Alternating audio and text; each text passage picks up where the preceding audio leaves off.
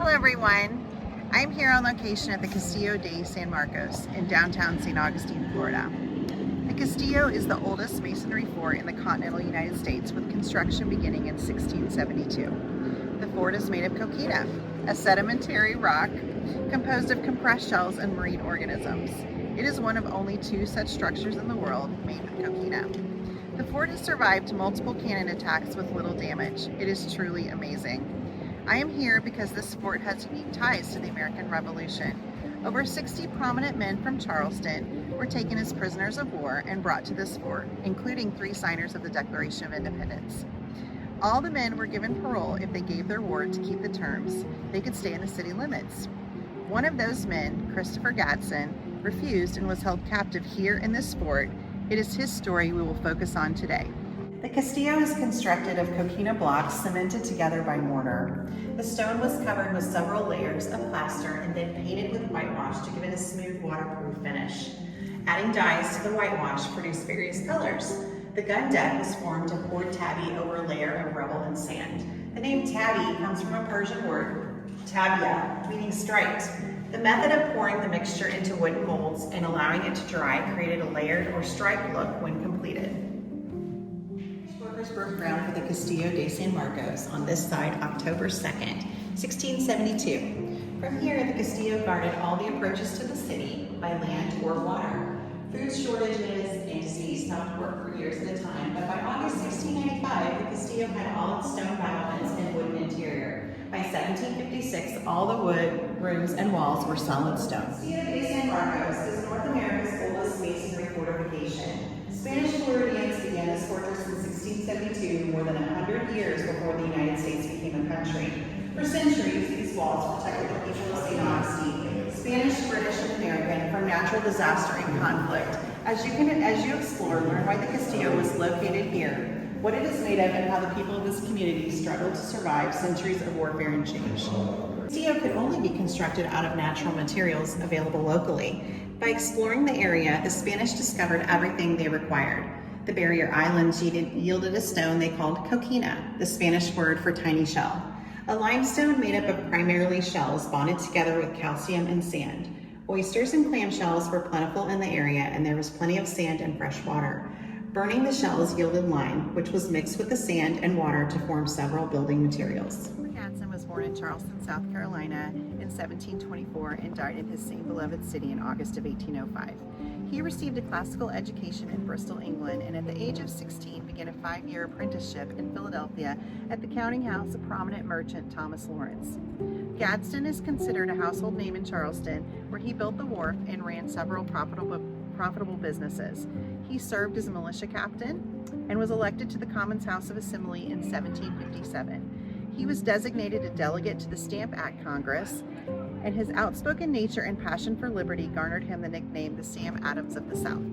In fact, he and Sam Adams had a lifelong friendship and exchanged many letters throughout their lives.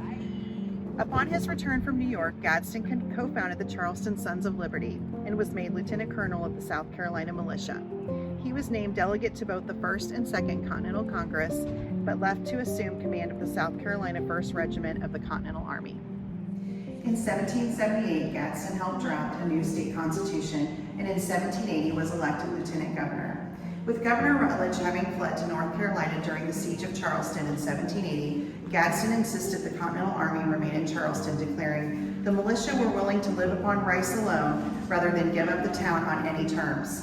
He soon surrendered the city to what became known as the largest surrender in military history until the Civil War. Gadsden and all other remaining officers were paroled to their homes.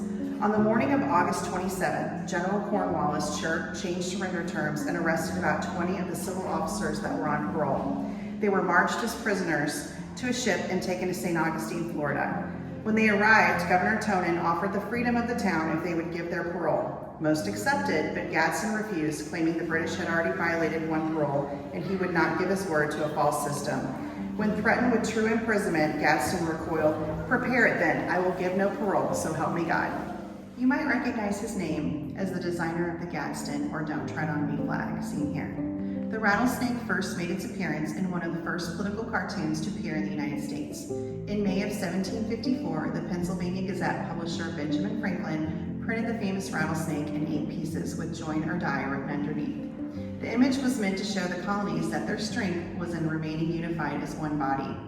Before the departure of the United States Navy's first mission in 1775, Gadsden presented the commander with a bright yellow flag he had designed, featuring a snake with 13 rattles and the words, "Don't tread on me." It is meant to show Great Britain that the rattlesnake, although calm when coiled, is ready to strike at any time to defend itself. The United States Navy later adapted the snake emblem and "Don't tread on me" motto into what is now known as the first Navy Jack. Gadsden spent 42 weeks in this cell, the only Patriot officer to remain behind bars in the city, kept in solitary confinement here in this room. He suffered from poor diet and psychological warfare, as the British officers continually lied to him about the state of affairs and threatened to hang him if the Patriots hung Major John Andre for his role in Benedict Arnold's treason. Gadsden was eventually released in a prisoner exchange and sent to Philadelphia, where upon landing, he immediately made his way back to his beloved South Carolina, where he voted for ratification of the United States Constitution and continued to make an impact on civil service until his death. This small cell acted as the town jail for the Spanish and a military jail under British occupation. During the American Revolution, South Carolina statesman and patriot Christopher Gadsden was held in solitary confinement here for 42 weeks. Esta pequeña celda funcionaba como cárcel civil para los españoles y como cárcel militar durante la ocupación británica. Durante la Revolución Americana, la estadista y patriota de Carolina del Sur, Christopher Gadsden fue retenido aquí en confinamiento solitario durante 42 semanas.